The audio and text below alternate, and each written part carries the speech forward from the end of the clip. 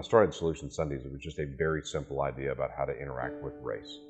Because I see that as a barrier in America that we still have to be able to cross into that friendship area and to be able to develop ongoing open conversations.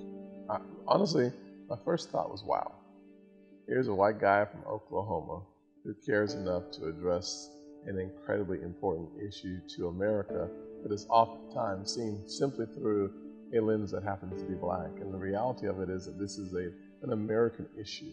It could lead to an American crisis. I heard about it under the umbrella of Solution Sunday, and my first thought was, it may not be the solution, but it certainly is the beginning of a solution. And so when he asked me to partner with him on a solution, I thought that was just a wonderful opportunity for me to live out the biblical worldview. The birth of Solution Sundays for me was hearing once again people on the news saying we need to have a national conversation on race. It comes up often, and it most often comes out around when there's racial tension or when there was a law enforcement shooting of someone that's an African American male.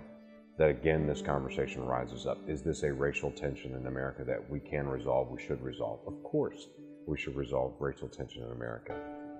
And this whole conversation that we said, this national conversation on race, of course we should. But I think the impression of that is wrong.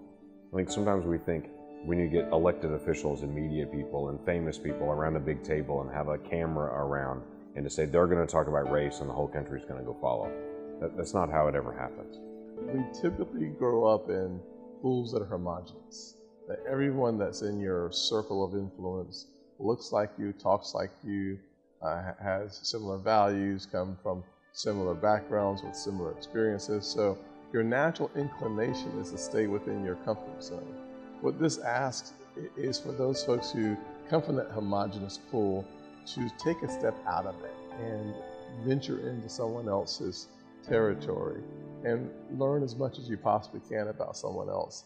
So I see that kind of potential when people come together over a meal, a common meal, and get to know one another in a way that they probably have never gotten to know a person of that particular ethnicity before.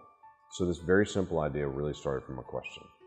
But I started going to individuals that I met in the hallway in DC, in Oklahoma, on a plane, wherever I was.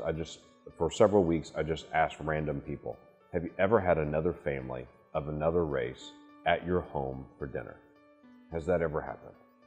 Most people smiled at me and said, I know friends of another race, or I work with people of another race. But I had almost no one, maybe one or two, in over a couple of weeks that answered yes to the simple question, has your family ever invited a family of another race to your home for a meal? Almost consistently, people, the first time Solution Sundayers, I made that term up by the way, the first time Solution Sundayers, they are surprisingly excited, and they are almost blown away on how easy it was, and how much they have in common, and how much they shared in laughter and jokes, and they both shied away from the tougher issues, but then they, through time, became more comfortable with each other, more comfortable with the group, and were able to dive into deeper topics that were really important. I tell folks all the time, I think the only way that we'll get all the issues on the table is if we get all of our feet under the same table. Psalm 1 verse 3 says, whatever you do will prosper. Ecclesiastes 9:10, whatever your hands find to do, do it with all your might. So I think this is doing something, and who knows what will work. Lean in. Are you leaning? I can't see you. All right. I'd say lean in. Don't just dip your toe into it. What I hear from people all the time is, I just had something that was a barrier in my life that I didn't realize was there. We broke through it, and it's freeing.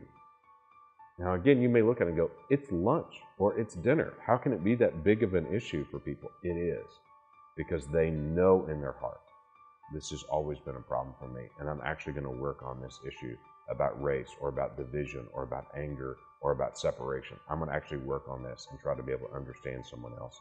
And they develop friendships, and those friendships last. And that's really the goal for us in America, is not to just be able to have people that are different than us that live over there and we tolerate people. For those of us that are Christians, it's not about tolerance, it's about love. And you can't love people at a distance. You've got to get to know people, and they will actually engage in those issues.